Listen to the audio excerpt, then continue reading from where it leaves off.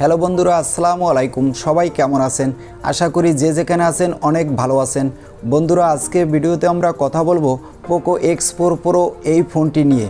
এই ফোনটির কিছু হাইলাইটেড বিষয় হচ্ছে এই ফোনটিতে থাকছে স্ন্যাপড্রাগনের 870G প্রসেসর, আরও থাকছে 120 হার্জের একটি সুপার অ্যামোলেড ডিসপ্লে। আর আজকের ভিডিওতে আমরা আলোচনা করব এই ফোনটির ফুল ডিটেলস নিয়ে। এই ফোনটিতে কি কি স্পেসিফিকেশন থাকবে, এই ফোনটি প্রাইস বাংলাদেশ ও ইন্ডিয়ার মার্কেটে কত হতে পারে, এই ফোনটি কবে লঞ্চ হবে এবং ভিডিও শেষে আলোচনা করব এই ফোনটি আমাদের কতটা ভ্যালু ফর মানি প্রোভাইড করবে এই নিয়ে। সো আপনাকে বলবো অবশ্যই ভিডিওটি আমাদের সাথে শুরু থেকে শেষ পর্যন্ত কন্টিনিউ দেখার জন্য। আর মূল ভিডিওতে যাওয়ার আগে দেখে নিন তো আমাদের চ্যানেলটি এখনও যারা সাবস্ক্রাইব করেন নাই তারা অবশ্যই চ্যানেলটি সাবস্ক্রাইব করে পাশে থাকা বেল আইকনটি প্রেস করে রাখবেন। সো চলুন তাহলে শুরু করা যাক আজকের ভিডিও। প্রথমেই আমরা আলোচনা করব এই ফোনটির লুক ও বিল্ড কোয়ালিটি নিয়ে। ব্যাক সাইডে আপনি দেখতে পাবেন কোয়াড ক্যামেরা সেটআপ, সিকিউরিটির জন্য থাকবে সাইড মাউন্টেন ফিঙ্গারপ্রিন্ট সেন্সর এবং এই ফোনটির সামনে দেওয়া হবে সিঙ্গেল পাঞ্চল কাটিং ডিসপ্লে। থাকতে যাচ্ছে ইউএসবি টাইপ সি পোর্ট এবং 3.5 মিলিমিটারের অডিও জ্যাক। আর ফোনটিতে সামনে পিছনে দেওয়া হবে গ্লাসের প্রোটেকশন। তো লুক ও বিল্ড কোয়ালিটির দিক থেকে আমার কাছে মনে হয়েছে এই ফোনটি ভালোই হতে যাচ্ছে মিড রেঞ্জে। এবার আমরা আলোচনা করব এই ফোনটির ডিসপ্লে সেকশন নিয়ে। এই ফোনটিতে ব্যবহার করা হবে 6.8 ইঞ্চি মাপের একটা 120 হার্জের সুপার অ্যামোলেড প্যানেল। তবে এখানে IPS LCD প্যানেল দিয়েও নিয়ে আসার সম্ভাবনা রয়েছে। আর ডিসপ্লেতে থাকবে গরিলা গ্লাস 5-এর প্রোটেকশন। এছাড়া ফোনটির ডিসপ্লে ব্রাইটনেসও ভালোই দেওয়া হবে। তো ডিসপ্লেটা দেখতে আমাদের চোখে যেমন ভালো লাগবে, সানলাইটও তেমনি ভালোই পারফরমেন্স পাওয়া যাবে বলে আশা করা হচ্ছে। আর এখানে 120 হার্জের ডিসপ্লে দিয়ে নিয়ে আসার ফলে ডিসপ্লেতেও ভালোই স্মুথ পারফরমেন্স পেয়ে যাবেন। তো ফোনটির ডিসপ্লে কোয়ালিটিও আমার কাছে ভালোই লেগেছে।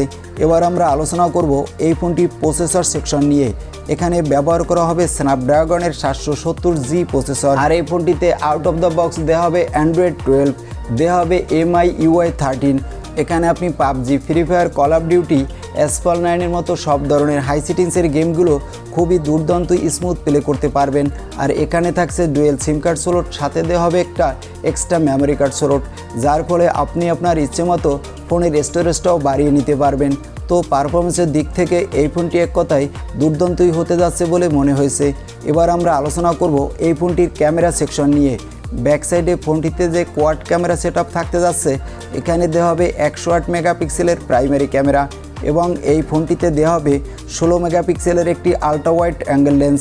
থাকবে 5 মেগাপিক্সেলের ম্যাক্রো আর 5 মেগাপিক্সেলের একটি ডেপথ সেন্সর এবং এই ফোনটির সামনে ব্যবহার করা হবে 12 মেগাপিক্সেলের সেলফি ক্যামেরা।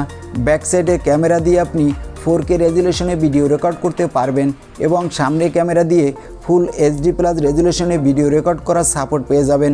এছাড়া একটা ফোনের ক্যামেরা সেকশনের যেসব সেন্সর আমাদের সাধারণত প্রয়োজন হয়ে থাকে সবই থাকছে এই ফোনটিতে। এই ফোনটিতে সামনে পিছনে দেওয়া হবে OIS, যাতে করে আপনি নড়াচড়া করা অবস্থায়ও ভালোই এস্টাবলিশ ভিডিও রেকর্ড করতে পারেন।